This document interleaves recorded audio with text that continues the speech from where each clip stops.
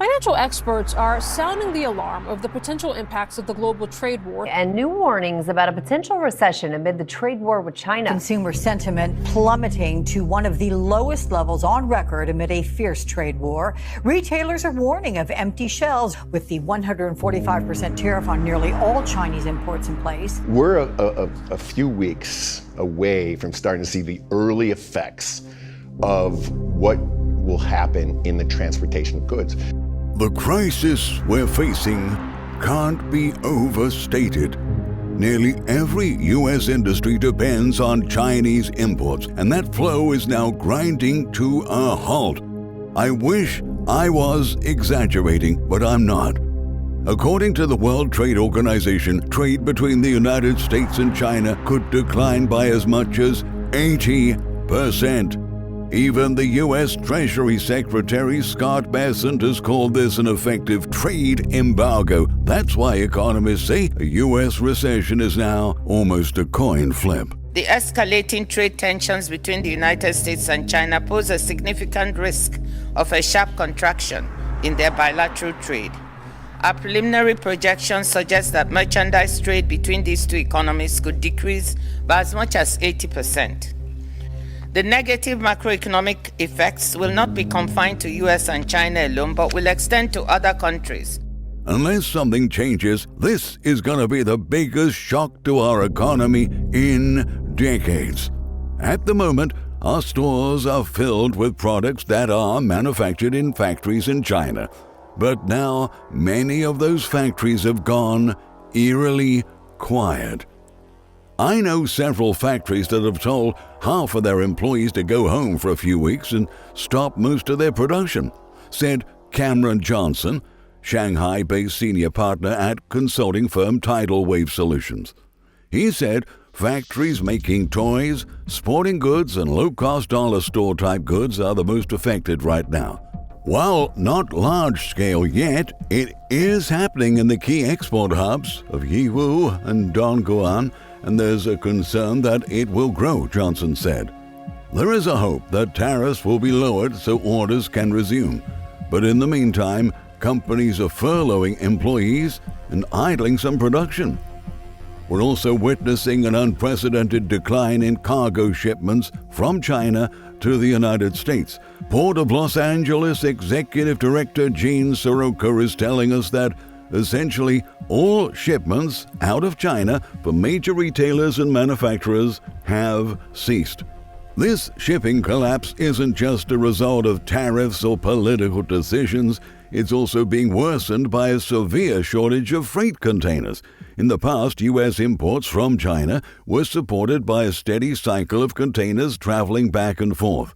Now, with exports from the U.S. to China plummeting, containers are piling up on the American side, and shipping containers are reluctant to send them back empty. As a result, even when factories in China are ready to resume limited production, many cannot ship goods due to a lack of available containers. Some Chinese logistics firms have reported wait times of 6 to 8 weeks just to secure space on a vessel. In addition, the price of shipping a single 40-foot container from Shanghai to the U.S. West Coast has exploded from $1,500 to over $6,000 in just 3 weeks. This spike in costs disproportionately affects smaller importers who simply can't afford to pass on those costs to consumers, meaning we could see thousands of niche e-commerce and specialty product retailers go out of business. Meanwhile, the U.S. trucking and rail industries are bracing for a sudden cliff drop in demand. Intermodal rail traffic, which links ports to inland warehouses, has already fallen 30% year over year, and major trucking firms like J.B. Hunt and Schneider have begun issuing earnings warnings, citing an abrupt deceleration in containerized freight.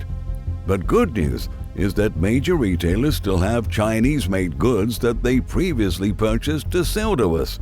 But as they work through their existing inventory levels, pretty soon we're going to start seeing empty shelves. In fact, the chief economic advisor to President Trump during his first term is warning that we could start experiencing significant shortages in late May.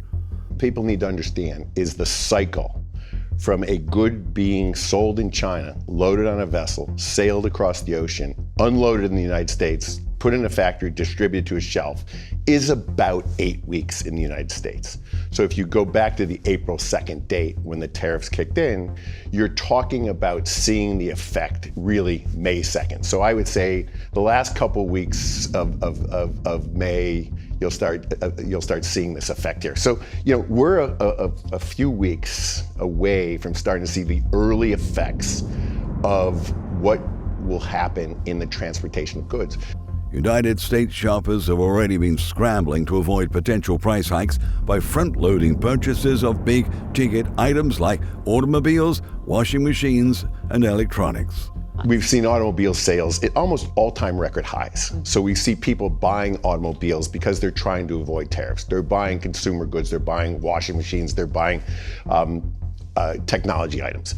While recent hard data like first quarter earnings reports have been relatively strong, Cohn emphasized that softer data like consumer confidence surveys are beginning to flash warning signs. You start to see much more weakness in the polling data. So if you look at consumer confidence is an indication of what I'm thinking I'm going to do going forward. You start to see a lot more weakness in consumer sentiment and in consumer data. Cohn said, noting that major consumer brands, including Chipotle, PepsiCo, and luxury giant LVMH, have warned of slowing sales in the second quarter. The tariffs are expected to hit small businesses especially hard. You're also starting to see many of the small businesses, and this is where it's really interesting. Small businesses who have to order goods, and you saw a lot of data out of the toy industry recently. The toy industry, which is really small industry, runs the vast majority of retail toy sales. People who are ordering their toys for Christmas today have to order those toys. Those toys are now coming with a massive 145% tariff. The vast majority of small business toy stores cannot order toys today because they cannot afford the 145% tariff. So they're making a conscientious decision. Right. They're either going out of business or they're just going to wait and see what happens.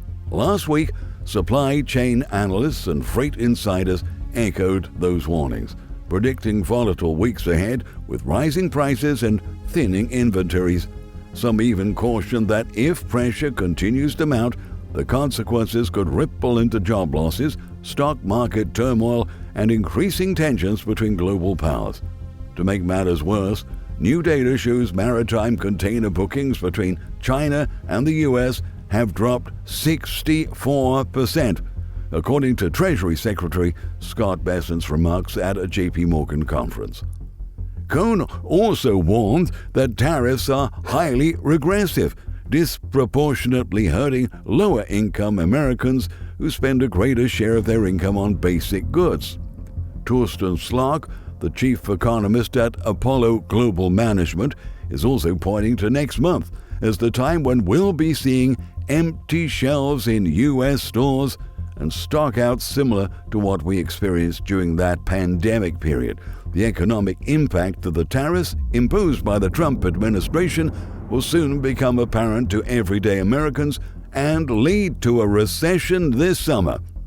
The chief economist laid out a timeline in a presentation for clients that showed when the impact of tariffs announced by President Donald Trump could hit the U.S. economy.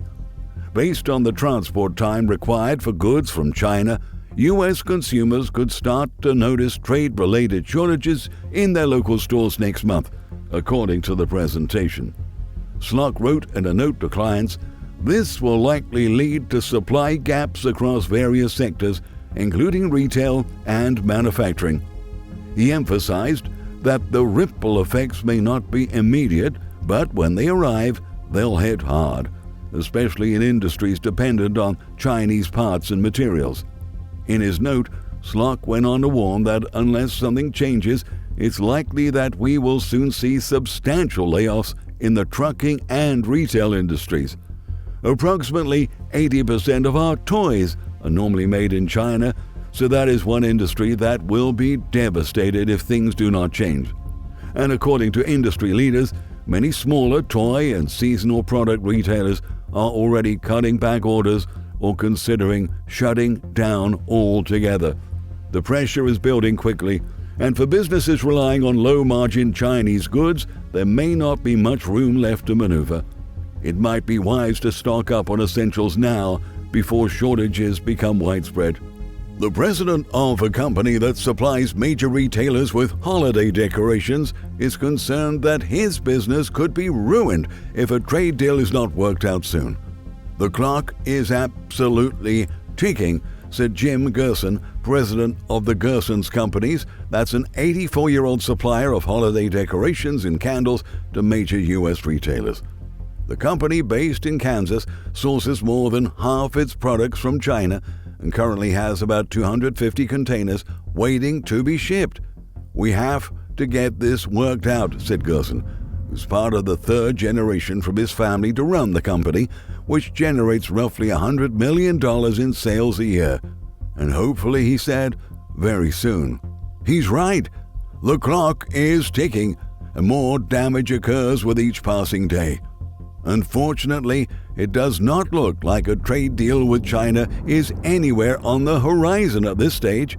In fact, U.S. Treasury Secretary Scott Bessent is insisting that China needs to make the next move. I believe that it's up to China to de-escalate because they sell 5 times more to us than we sell to them.